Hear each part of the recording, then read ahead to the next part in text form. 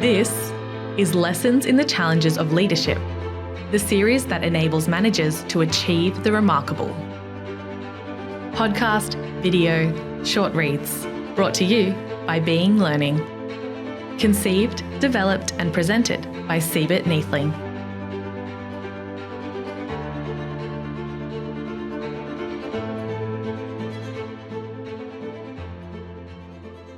Okay, so in the previous episode, we explained responses to change. But there's a bit more to explore. Let's say Apple is about to launch a new product. There will be consumers who know about it long before the launch date. In fact, they probably initiated the need for such a new product and advocated for it. And they are called the innovators. They might even camp on the pavement outside the Apple store to be the first to lay their hands on the new product. Remember the overnight queues before the first iPads? Now with any trend, artificial intelligence, electric cars, cryptocurrency, work from home, the 4-day week, there will always be those people who are the very first to think about the idea and who initiate momentum. Now hot on their heels are the early adopters. These are the bold individuals who try out the new thing or idea as soon as it is possible or convenient to do so. But they may even join the innovators in the camping queue. I remember when the first iPad was launched in 2010, my friend Paul had been excited about tablet computing for some time, but I didn't know what he was talking about. I can't really call him an innovator. He just knew about the idea from reading technology articles. But when the first iPads arrived on the shelves, he was one of the very first to get one.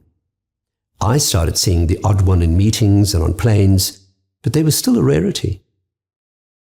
And then there came a time when it was relatively commonplace to see them.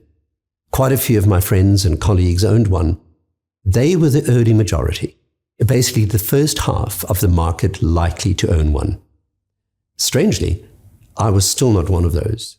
I'm usually an early adopter, but I fiercely defended my iPhone and its amazing capabilities. I also had a very good MacBook, so I just could not see the need for an iPad and resisted what I thought was manipulation by Steve Jobs and the Apple empire.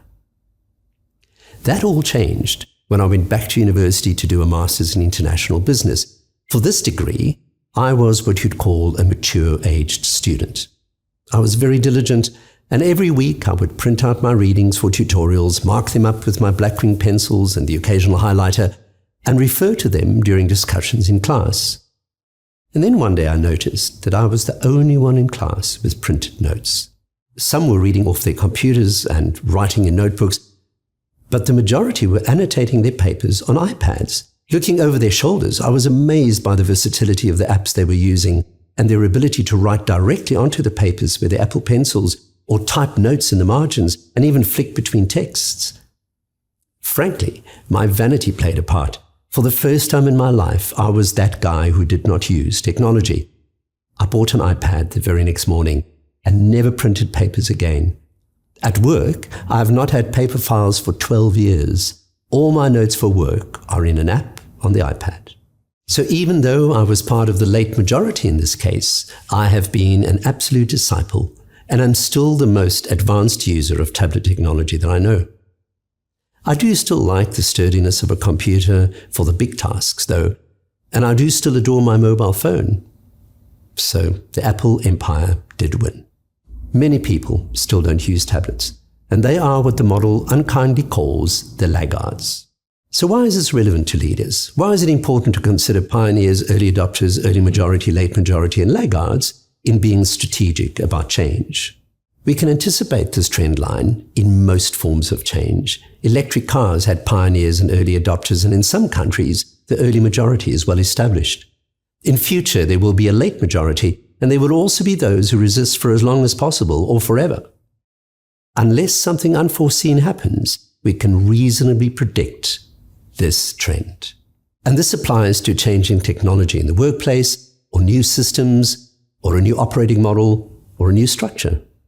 Let's say you introduce an integrated case management system. Some would say, thank heavens at last. Some would say, well, let's give it a go. Some would hang on to the old system for as long as possible and only change when they see it working well for others. And some will resist for as long as they can and only change when the old system is shut down. and some will fail to change. They might even change jobs or become marginalized. By the way, in our episodes on strategy, we talk about anticipation. Now, this change adoption curve is a very useful tool to use in anticipating micro and market environmental trends. But as always, there is a very important complication for leaders. Where should you invest most your effort? Many make the mistake of committing a great deal of resources to the laggards or late majority just to get the change done. Yes, you should identify blockers and develop strategies to get them on board, but the best place to focus on is the early majority. You need to motivate and train people in the change. You have to incentivize and reward, and you have to publicize the success. If you get an early majority going, your likelihood of success is much higher. If you don't, you'll experience what is called the chasm. Even pioneers and early adopters cannot sustain a trend if there is not an initial groundswell of general support. You should reward, empower, and co-opt your first followers, but put the majority of your effort into the steep angle of the bell curve. In addition to the change response model we discussed in episode 7 and the diffusion of innovations curve, there is one more reality we have to consider. Some years ago, we had to move house. We all loved the house where we stayed in temporarily, but the owner wanted to move back in, and we had no choice. We were very disappointed and kept it from the kids while we looked for alternatives. As we explored options, we started to accept the reality, and then we started to get quite excited about the change. Some of the new options had distinct advantages. So by the time we decided to tell the kids, we had fully come around to the idea and were quite excited. And then we told them. There was an immediate and strong negative response. What about the nice neighbors, the friends who lived close by, the familiar path to school? I tried to convey all the positives, but it didn't work.